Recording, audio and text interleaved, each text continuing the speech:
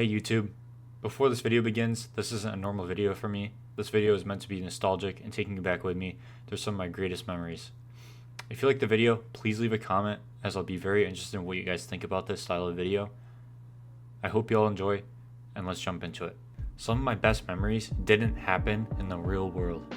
They happened on screen, in dimly lit rooms with an old controller in my hands, surrounded by the soundtracks of my childhood. Gaming has been more than just a hobby for me. It's been a comfort, a challenge, and sometimes even an escape.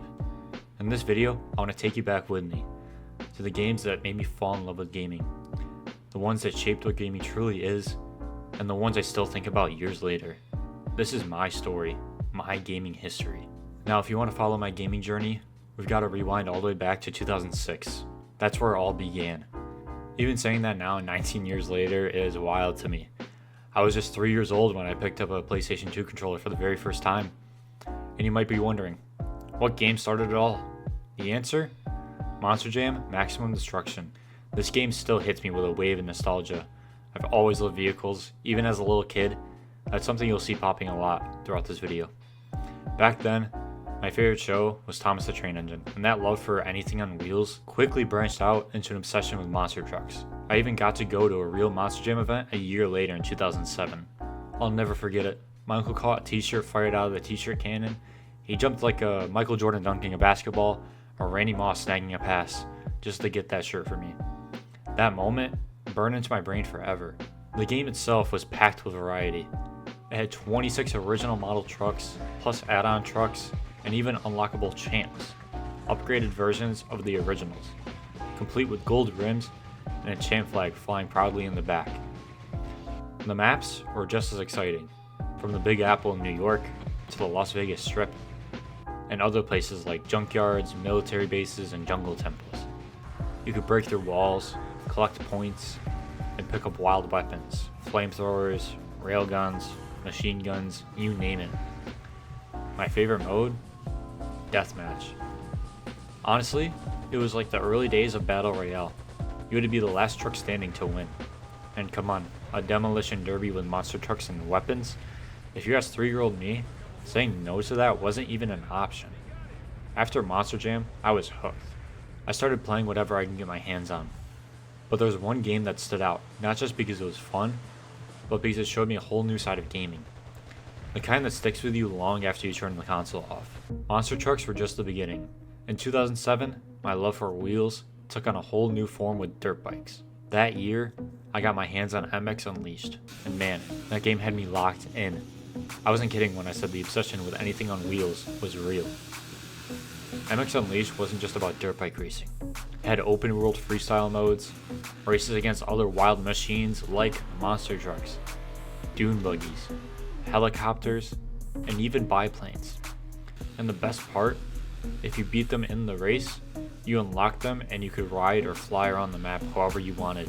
The freestyle mode was packed with things to do, like hits, where you'd face off against 3 other riders and try to land on 10 different bullseyes scattered around the map. The challenge? Each bullseye required a different jump, angle, and setup. Then there were stunts, where you had to hit a certain skill score in a limited time. That meant pulling off crazy tricks and building your skill multiplier to hit the target. And finally, there were runs, like timed obstacle courses, where you'd hit a series of bullseyes in a row. Miss one or crash? Gotta restart the whole thing. No pressure, right? What made this game special wasn't just the modes, it was how real it felt. You would have leaned back to get a better launch off a jump, or soften your landing, and lean forward to carry momentum over jumps. It taught me early on how much detail could go into a racing game. This game gave me so many memories. The soundtrack, the jumps, the feeling of flying through the air, it's all still locked in the back of my mind like it just happened yesterday. Eventually, I swapped out the dirt bikes and monster trucks for mushrooms, coins, and Goombas in the year of 2009. I didn't know at the time, but I just stepped into one of the most iconic gaming universes ever made, the world of Mario. And from that point on, everything changed. In 2009, more changes happened. My family got Nintendo Wii, and I also got a Nintendo DS Lite, which basically meant no matter where I went, Mario was always with me. Whether I was at home or in school during lunch with my friends, Mario was a huge part of my childhood, just like he was for millions of other kids around the world. New Super Mario Bros. Was an absolute blast, and Mario Kart DS, still to this day, it has one of the best track lists in any Mario Kart game, period. It introduced Baby Park, which went on to become one of the most iconic tracks in the entire franchise. And then there's Waluigi's Pinball, easily one of my all-time favorites. Some other honorable mentions: Tick-Tock Clock, Yoshi Falls, Choco Mountain, and Delfino Square. Mario Kart DS will always hold a special place as one of my favorite Mario games of all time. At lunch, we would hop into a multiplayer race and just race each other for the entire 30 minutes because back in the day, you had to be close to the people you wanted to play with, like LAN. A classic map we raced on was Luigi's Mansion. On that map, I felt like we raced on the most. But Mario Kart didn't stop there. It only got better, with Mario Kart Wii still considered by many to be one of the greatest entries in the series. The motion controls on the Wii made the racing feel totally different and super immersive. Tracks like Coconut Mall, Koopa Cape, my personal favorite, and Warriyo's Gold Mine, bangers. And then there were the karts and the bikes. The variety felt endless, but let's be real, nothing stopped the GOAT himself, Funky Kong. Mario, please bring him back in the next Mario Kart on the new Switch. Diddy Kong and Dry Bones were always my go-tos, reliable no matter the course. Mario carried me through those years. In future years, it was always fun, always there, but 2011 came around the corner. And that's when a different kind of game took over. A sandbox game. How did a game about blocks become the biggest game in the world? Honestly, even now, it still amazes me. But when I was 8 years old, Minecraft hit like a home run. I remember opening up an Xbox 360 on Christmas morning, and just like that, a whole new world came to life. It was endless, creative, peaceful, chaotic, whatever you wanted it to be. And through all the changes, updates, and years that passed, Minecraft became that game I could always return to. No matter what was going on in life, Minecraft was always there. Minecraft was played by everyone except my mom.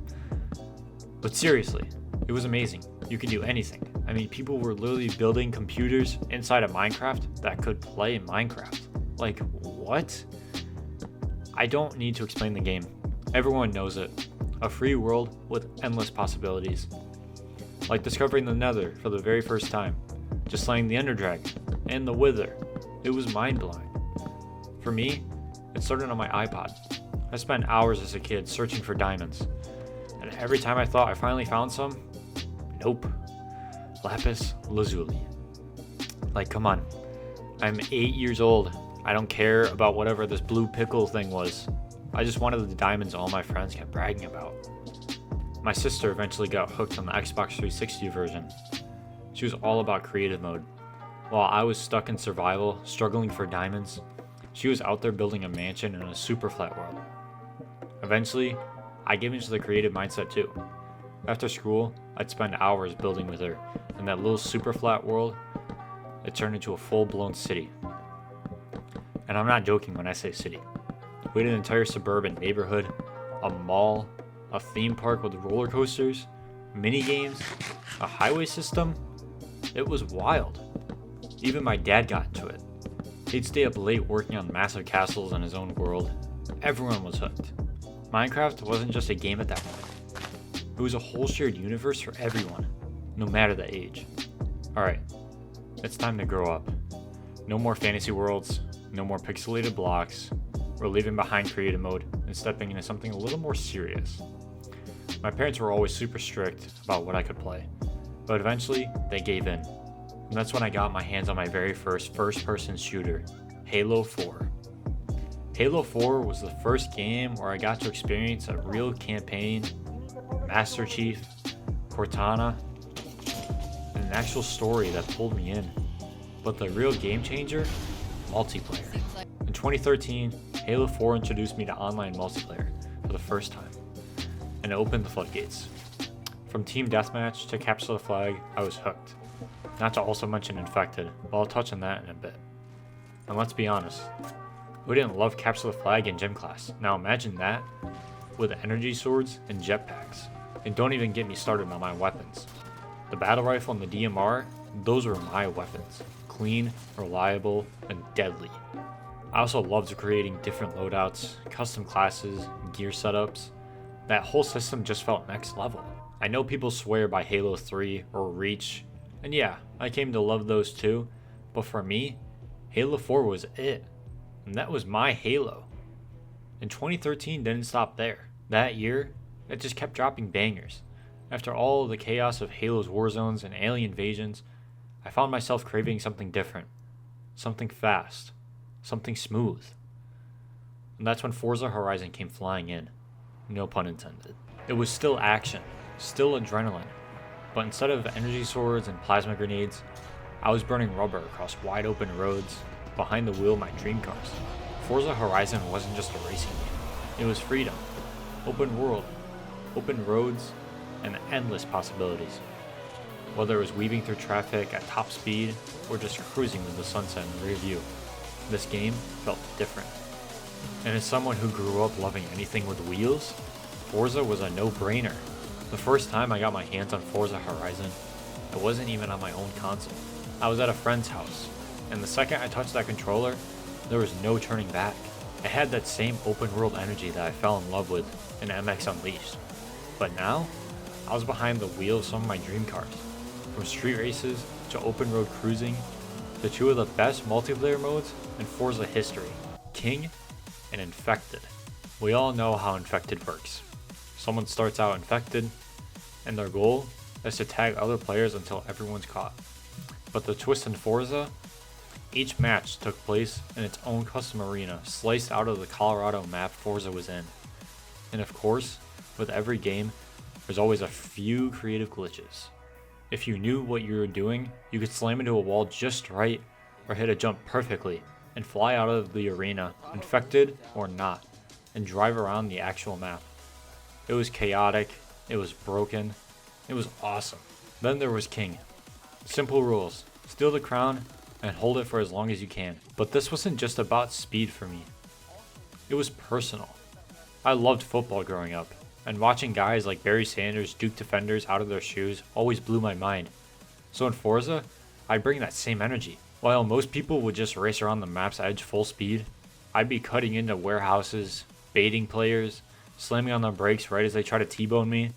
The strategy, the cat and mouse gameplay, the satisfaction of pulling off a perfect juke, addicting. And Forza Horizon was just the start, because in 2014, Forza Horizon 2 dropped, and by 2015, I wasn't playing a new Forza. I had my hands on the Xbox One, and that moment changed everything. Forza Horizon 2 wasn't just an upgrade, it was a game changer. It took everything Horizon 1 did and turned it up a notch. Forza Horizon 2 wasn't just an upgrade, it was a game changer. It took everything Horizon 1 did right and turned it up a notch. Better graphics, a bigger map, trading Colorado for the sun-soaked roads of Southern Europe, and in my opinion, it still is the best multiplayer system of any Forza game, period. And yeah, it honestly breaks my heart to say this now, but the online servers for both Horizon 1 and 2 have officially been shut down. Hearing that as I made this video genuinely hurt. So many memories gone. But like with all games, we move forward, and Horizon 2 played a huge role in shaping who I became as a gamer. See, by 2015, I wasn't just messing around anymore. I was 12 years old, and the casual gamer phase was behind me. I wanted to win. I wanted to be the best of the best. And it took 4 years of grinding, but I finally landed a top 10 time in Rivals mode in the world. That's right, Rivals. For anyone who doesn't know, it's a time trial system where you race to set the fastest lap times across different tracks and classes, from S1, B class, whatever. And if you crack the top of the leaderboard, that was everything. Funny enough, in Horizon 1, I didn't even care about Rivals. But Horizon 2 opened my eyes, and it pushed me to compete. And through that, I met a whole new circle of friends, players, who were seriously connected in the community. I got to know guys who were in videos from big Forza YouTubers, like Jack Ultra Gamer, now known as Jack Ultra Motive. One of those players I met, Racer Forever. He was a beast. Had not one #1 time trial spots in the world, but he had over 10. And he was a regular in Jack's content. I randomly came across one of his Twitch streams and was blown away by how skilled he was. I wanted to get on that level, so I grinded. I played for hours and hours with him and others in online pro trips, a signature multiplayer mode where every session was different. It was 4 events back to back, races, games, different car classes. You'd vote on what came next, and the action never stopped. One moment, you'd be cruising to an event through the quiet countryside of Cisteron. The next, you'd be weaving through the beautiful streets of Nice Messena, or hugging the coast near Castelletto. The variety made it feel alive, and the car list? Massive. Compared to the first game, Horizon 2 exploded with options, like the 1998 Toyota Supra, or the 2002 Skyline R34, the 1992 Honda NSX, or the 1992 Nissan Silvia. If you're gonna tell by now, I'm a JDM freak. And even today, with all the newer entries and models, some fans still say Horizon 2 has the best car list, not just in the franchise, but in any racing game ever. I can go on and on about this game, but the journey doesn't stop there. It keeps going, just in a different direction. Still epic, still competitive, but this time, we're heading back into space. Aliens, light, darkness, guardians, destiny. Yes, in 2015, Destiny became my new obsession. The game that swept me off my feet in 2015 and stayed with me for years, even into the Destiny 2 era. But no matter how far the franchise goes, the original will always sit on the top for me. And honestly, I feel bad for the friends I've made who never got to experience Destiny 1 and jumped straight into Destiny 2. Because Destiny 2, well, it still has a lot of problems even to this day. I'm not going to dive into that today. There's already tons of videos breaking it down, but let's just say it doesn't hold a candle to the first one. Destiny 1 opened my eyes. It gave me my first real fire team, a campaign I actually cared about, one that kept growing and evolving over the years. This game was massive. The story, the side quests, like forging weapons through the weekly bounties from Banshee 44, or those epic exotic quests for Dark Drinker, Raise Lighter, and Boltcaster. There was so much to do. Weekly resets kept things fresh, and the people I met along the way made it even better. Like one of my best friends to this day, Mariquita0902, or as I know him now, Tony. We've been friends for over 10 years now, and Destiny 1 is where that bond started. Whether we were running Crucible matches, grinding Nightfalls, or diving into raids like Crota's End, King's Fall, or Wrath of the Machine, or even Prison of Elders, which by the way is still the best mode Destiny's ever made. The memories we had were unforgettable. And yes, I'm still salty they turned Prison of Elders into some lame strike mechanic in Destiny 2. Never hit the same. I remember the endless Crucible grinds, chasing snipers like the 1,000-yard stare, longbow synthesis, or LDR 5001, or trying to roll the perfect Hawksaw, Ice Luna, or farm strikes for a Grasp of Malak with that skeleton key drop. Those nights, they'll stay with me forever. I'm just glad Destiny 1 has a player base today, because a lot of people, myself included, still enjoy it more than Destiny 2. I don't know what Bungie's been doing since 2021, but Destiny 2 will never capture that same magic. And how could I forget the most legendary exotic armor piece ever, Twilight Garrison. Bungie really said, nah, Titans can't have fun anymore, and just ripped it out of Destiny 2. Titan skating was next level. You'd be flying across the map at Mach 10 with a sword out, double tapping A and B like your life depended on it. No game has matched that feeling of momentum and speed. It's the reason why I've poured over 1,000 hours into this game. Moments like that, moments I'll never forget. Destiny 1 was a golden era, a time of long nights, close friendships, and unforgettable moments. But eventually, even legends take a break. 2016 brought a new chapter, a new kind of teamwork, new maps, new mains, new memories. Enter Overwatch. In October of 2016, my grandma bought me Overwatch. I had already spent countless hours on Twitch watching this fat balding guy yell at his teammates and roast his chat while playing Overwatch. That guy? He's now a famous YouTuber, Tim the Tap Man. Fixed! This hook is fixed! Are you kidding? It only hooks the people with small. Watching him stream for 4 hours in the morning and again for 4 more at night showed me just how addicting and chaotic this game could be. I wanted that rush too. Not to mention most of my friends from Destiny were already playing it, with Destiny 2 on the horizon and Rise of Iron winding down. Overwatch became the competitive itch I needed to scratch, just like Forza Horizon 2 did for me years before. Only this time, it wasn't with cars, it was with heroes. From a cowboy with a 6-shooter and stun grenade, to a wall-climbing ninja that launched shurikens and could activate one of the best ultimates in the game. A sword that turned him into a slicing machine. Overwatch was pure chaos in the best way. The hero selection was deep for a game only a year old, and I jumped in right as a new hero was released, Sombra. Still to this day, Sombra is one of the most annoying heroes ever added. A character that can go invisible indefinitely, teleport away, and hack your abilities mid-fight? Come on. She can kill you and disappear like she was never there. Ridiculous. But hey, this video isn't about ranting. It's about the good times. And man, there were so many. Days after school, late nights, grinding SR. When I first started near the end of Season 2, I finished around 2200 SR mid-gold. The very next season, I climbed to 2699, right in the middle of Platinum. It felt amazing, but then the game changed. Players got better, heroes were added, the ones I played got nerfed. Even my teammates felt like enemies sometimes hardlocking Symmetra every match. Symmetra, yes. Back then, she was a support hero who didn't heal. She just gave shield cooldowns and tried to sneak around with a shield generator. Wild times. For a while, I stuck to DPS, mostly Genji, Pharah, and Junkrat. But as meta shifted, I found myself falling in love with tanking.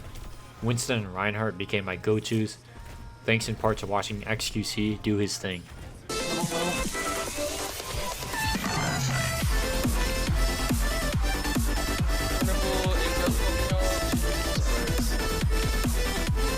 Go, go, go!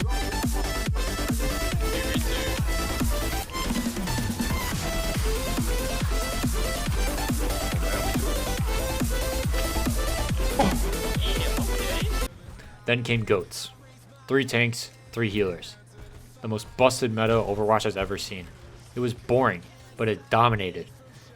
I was a victim of it, just like everyone else. Thankfully role queue was introduced soon after. At first, people hated it, including me. But looking back at it now, I'm grateful. I can't imagine Overwatch 2 without it. By the end of my Overwatch 1 journey, I racked up over 1,000 hours.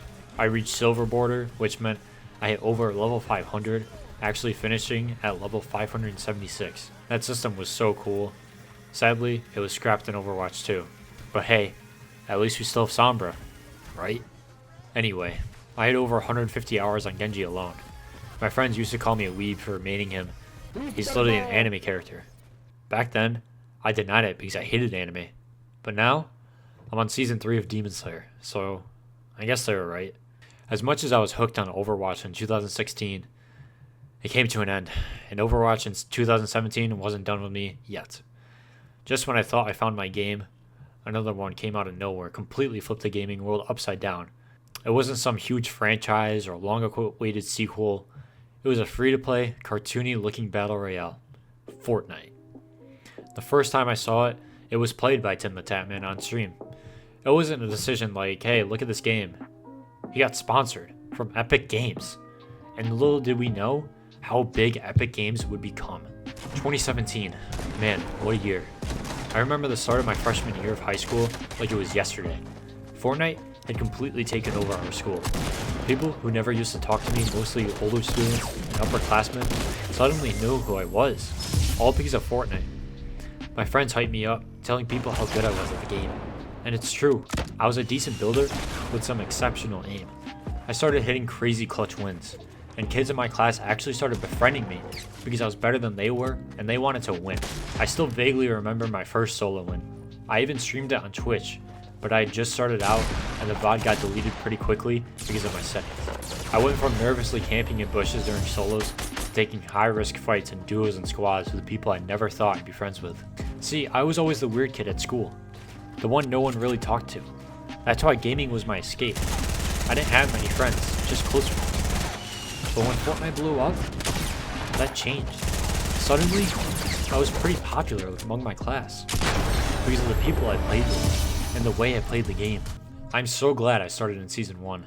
Back when Destiny and Salty weren't even named locations yet, my friend Jake and I used to drop at Crates or Cargo right next to Tomato Town, and now, looking at my old stats and seeing that 0.9% win rate on Fortnite Tracker, that's wild. Seasons 1, 2, and 3 were the best times in Fortnite. I got my first Battle Pass in Season 2 with the 2 Knights, Sparkle Specialist, and of course, the infamous Black Knight. Some of my friends are still salty about that one. Then came the big additions. Tilted Towers, Dusty Depot, and Salty Springs are official named POIs. Loot Lake before swimming was added. If you wanted to move across, you had to build. Some of the best snipes in the game were shot across that lake, one side to the other. We got new weapons like the suppressed pistol, the drum gun, and the boogie bomb. And how could I forget? The clip ninja boogie bombing himself, blowing himself up with a rocket. And then you make his best friend do the disco while you dab on him. Let him know you're a ninja. Build a wall, shoot a rocket, and then finish him off.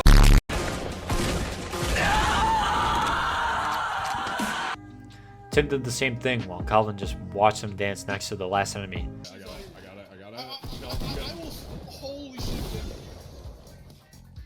Oh, you just stop shooting! Calvin, can you shoot him? I can't shoot him! Shoot the goddamn thing!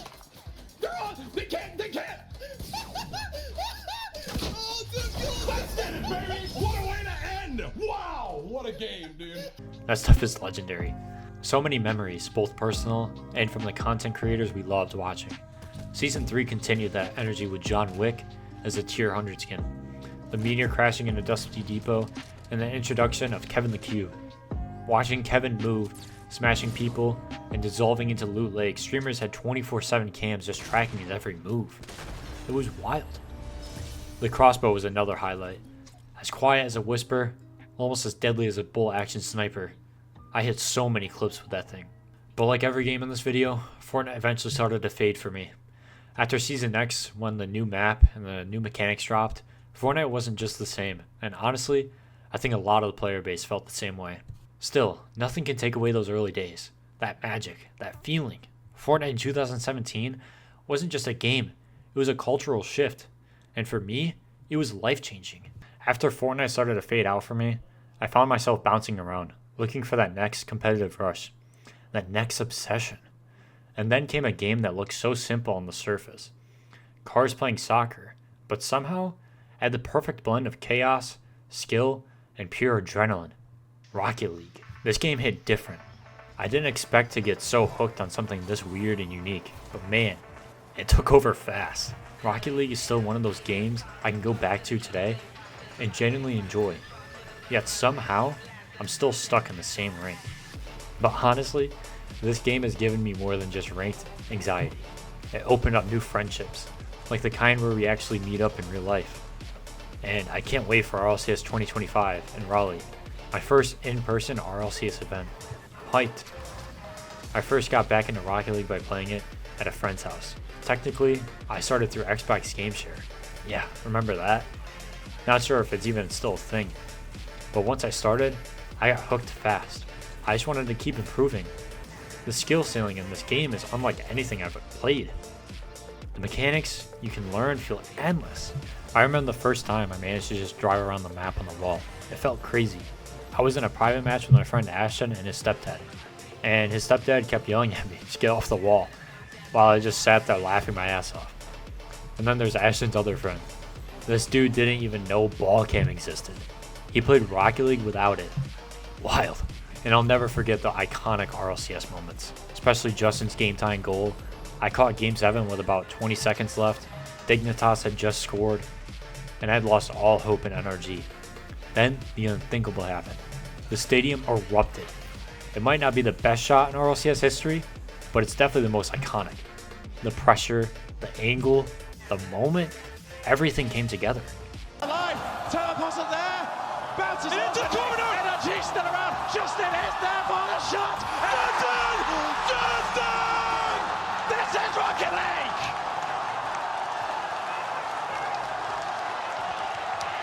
They did it! Playing Rocket League for the first time and just driving your car into the ball, it's hard to explain, but there's nothing quite like it. I've had so many good memories with friends too. Like when I played one of my Plat buddies, and he thought it was the craziest thing when I jumped off the wall and set up an aerial. He'd go nuts over it. And in my head, I'm just like, that wasn't even wild. But when my GC friends pull off a double or triple reset, I'm right there, amazed, just like everyone else. That's what's cool about Rocket League. Every rank has a different perspective on what's impressive. The little details start to matter more as you improve. This season, I hit some lows, dropping to Diamond 2, but I managed to claw my way back up to Champ 2. That roller coaster is part of the grind. Some of my favorite memories come from our private 6-mans. Friend group matches where it's less about winning and more about vibing. Sure, my GC friends still roast me for my rank, but pulling off something they didn't expect, that's the best feeling. Like when they see me go for an aerial and instantly say, he's gonna miss. And yeah, I usually do. Open nets too, everyone's true enemy. But in the end, Rocket League is that one game we can all agree on. It's something we can keep coming back to again and again. But as much as Rocket League was a game that I kept going back to, there was another title that completely took over once it dropped. And that was Call of Duty Modern Warfare 2019. I see it right? Yeah. Nice. All right, Chop, come on down. You're Rare. Yeah, that's what I want to do. Get in the car.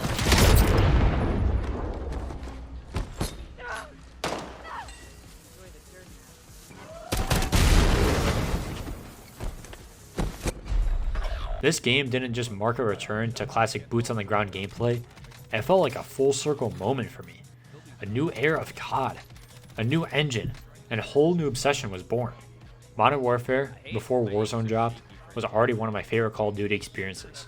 The gun list, the maps, the feel of the gameplay, it all hit. I remember grinding hardcore Shipment for hours just to get gold on all my SMGs and ARs. Shipment will always be iconic to me, especially for those high kill games. I think my personal best was somewhere around 128 kills in a single match. Can't remember the exact number, but it was over 110 for sure. But Modern Warfare's story doesn't stop there, because right as COVID hit, Warzone dropped. And man, what a time to be a Call of Duty gamer. No work, no school, just grinding Warzone all day. Every day with the squad.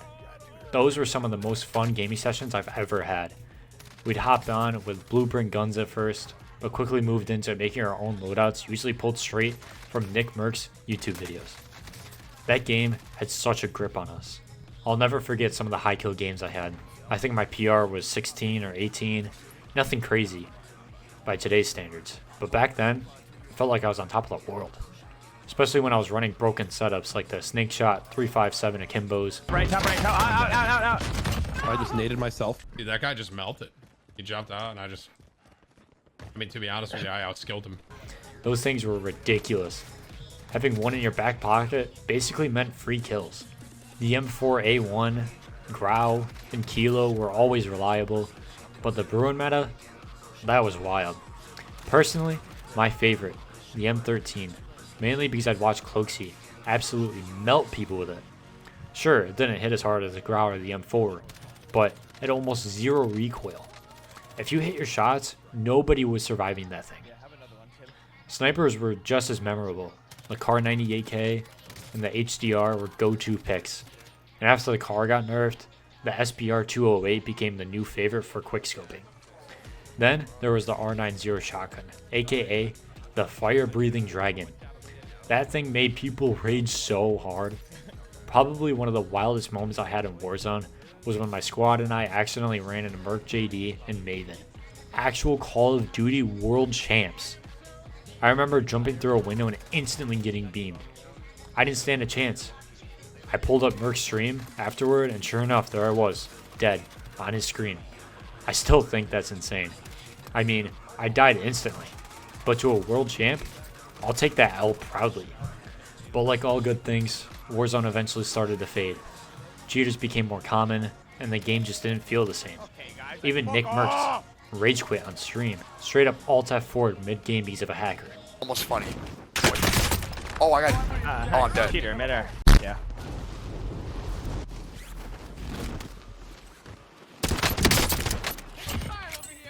That was good. You got 5 TTV, guys. It's green and everything. There's 5 oh, do you just leave? Where are you going? Don't say it. Don't. No. Get back here now. Get back. Get back here How do I now. get off the control alt delete Get uninstall? Get Task back manager. here now! Oh my gosh! Oh my task manager. There's my Cronus. Then Warzone 2 dropped, and that's really when the magic died. For me, and honestly, for a lot of people. As Warzone lost its shine, we found ourselves looking for a new game to fill that void. That's when Apex Legends entered the picture, and we didn't just find a game, we built a community. My Discord server was literally born out of Apex. What started as a few of us grinding ranked quickly turned into a hub where all my friends still hang out today. Apex was the spark, but what it turned into, way bigger than just a battle royale. Me and my friends jumped into Apex Legends when it launched, much like we did with Fortnite. After the highs of Warzone and Fortnite, a battle royale like this had a lot of hype to live up to, and Apex didn't disappoint. Apex quickly grabbed my attention with its hero-based system. It reminded me a lot of Overwatch. Each character has their own unique abilities, passives, and ultimates, which means you have to approach every fight by playing your strength or exploiting your enemy's weaknesses. It was a dynamic I loved. In the early days, I played a ton, mostly picking Bloodhound or Mirage. Mirage with all of his memes was actually a solid pick when you knew how to use him right. I also loved playing with Wattson and Caustic, especially in ranked, where their abilities were just game changers. But around Season 6, when Rampart came out, the game started to lose its spark for me and my friends. However, when Season 9 dropped and Valkyrie was introduced, Apex got a second win. That's when I met Delta, a hardcore gamer with over 10,000 hours in Rust, through my friend Ash. We went all in, grinding ranked every night after I got off work. Our team became a machine. Delta was our dive, but we needed one more. We looked for a third and found Rizzy in Nick Merck's Discord server. Delta was always pushing the action, Rizzy held down the support roles, and I was the controller player, often called the roller, for obvious reasons. We pushed through Season 9, and then with Season 10, Seer came in, and wow, Seer was broken. If you didn't have a Seer on your team, you were at a huge disadvantage. Everyone had one, or you faced a little Nas X, whether that was a good or a bad thing. After Seer got nerfed, I found my true love in Pathfinder, or as I like to call him, Patchfinder. It became my go-to for movement, and I never looked back. Apex was an escape for me for a long time, but eventually, the grind became hard. We couldn't climb in ranked anymore, the lobbies felt weird with top-tier players always mixed in, even in Platinum, so we decided to call it quits, but something incredible came out of it. One thing I hated was juggling a million group calls. If you know me, I can't stand that. So I took things into my own hands, and created my first Discord server, Grinders. It started small, just me, Delta, and Rizzy, grinding ranked every night. I had one of the best ideas from seeing Nick's Merch server. He had a voice channel called the Ape Den. So I added my spin onto one, and boom, Den of Boners was born. That channel is still alive today, as the heart of my server, which now has over 60 members. From my closest friends to their friends of friends, it became a community. Apex may not be the same for me anymore, but it gave me something I'll never forget. It built something bigger, something that still lives on every time I hop into that Discord server. Making this video, and the life I've lived, I always appreciate the little things in life, no matter what. Looking back at all these games from Halo 4 in middle school, to Apex Legends and my Discord community today, it's crazy to see how much has changed. Not just in gaming, but in me. Every game in this story wasn't just something I played.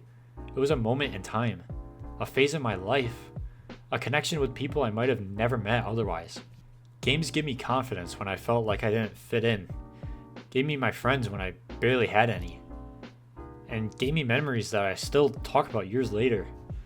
Through every win, every loss, every rage quit, and late night grind session, this was more than just a hobby. It was a home. So whether you've been playing since the Halo days or just hopped into gaming recently, I hope this reminded you of your own journey. Because at the end of the day, we're all just trying to find these moments that make us feel alive. Thanks for coming along with me from 2006 to now in 2025. I'm not sure what game comes next, but I know I'll be there, controller in hand.